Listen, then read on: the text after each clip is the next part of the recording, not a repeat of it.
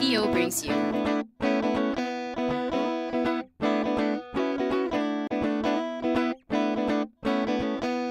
What's Cookin' with AHA?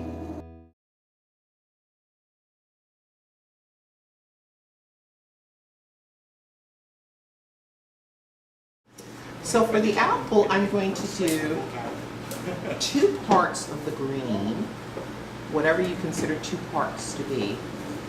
Let's say if that's 1 part, that's another part, and then 1 part of the yellow together. So 3 parts. The purpose of the 3 parts is that I want the 3 parts to equal the same size as the other fruit. And the purpose of the light against the dark is so that I have light and shadow that's incorporated into the fruit. And now I'm going to combine these together. Now I'm going to place that into my opposite hand. And with my right hand, I'm going to roll it into a round ball. Now to shape my apple, I'm going to enclose it like this. Enclose it with my hands. And what I'm going to do is I'm going to start with one hand higher and basically using the bottom of my pinky to make the bottom of the apple smaller or narrower. So we start like this to start to give it some shape.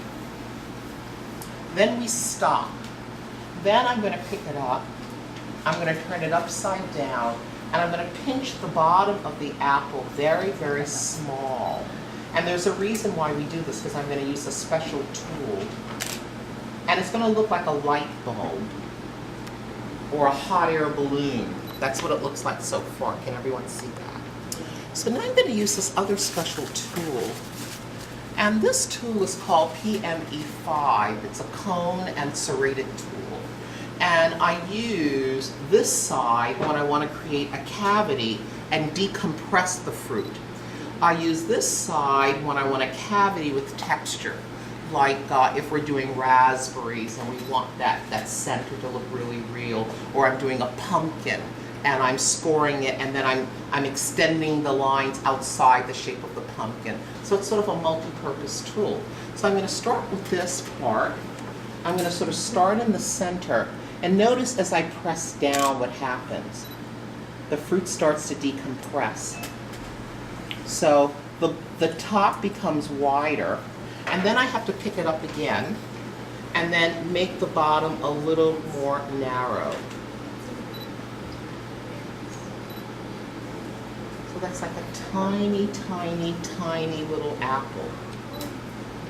Like maybe, I guess we can call it a crab apple, because crab apples are considered to be very small.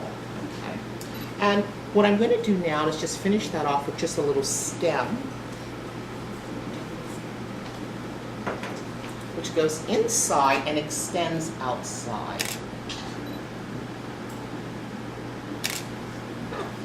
Wow. Isn't that adorable? Okay. So little tiny little morsels of things. So now for the strawberry, I'm going to take the paste. I'm going to roll it into a rounded ball. And then once I've rolled this into a round ball, I'm going to shape it into what we call a cone shape. So to achieve the cone shape, the round ball is in my palm. My opposite hand is perpendicular to my palm. And as I roll it back and forth, I start to shape it into a cone shape. Can everyone see that? Yes. Okay. Roll it.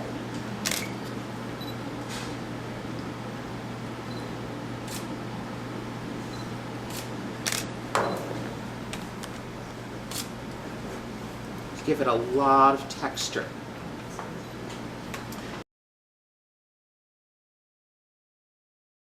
For my raspberries, I'm just going to roll these into rounded balls. This is the easiest to do.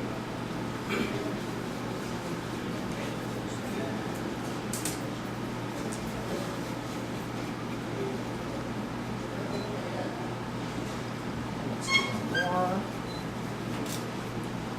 Now, once I have the round balls, I'm now going to texture it onto the cheese grater. So that's one. That's two.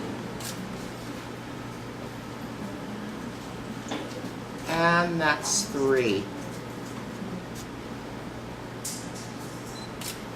I can do that. Yes, you can. And then all you have to do is the cone and serrated tool, the one with the serrated side, add a center. And look how real that looks.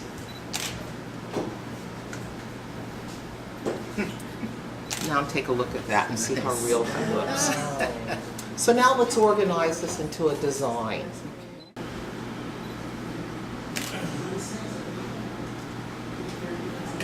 And then I'll take my fruit. So I'm going to start.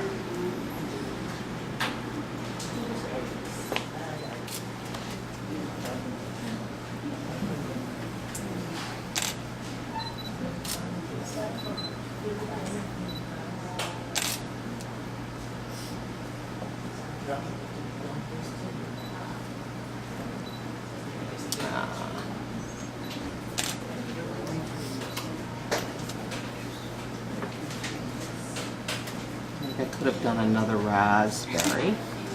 Now, before I finish with the rest of the leaves, I'll start to brush it.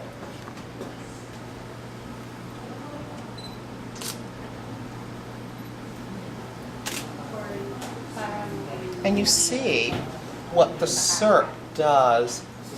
It really sets the piece apart. It gives it sheen, likability.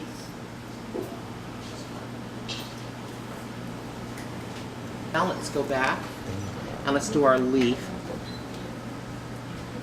So you see we have a wonderful design which finishes our cupcake.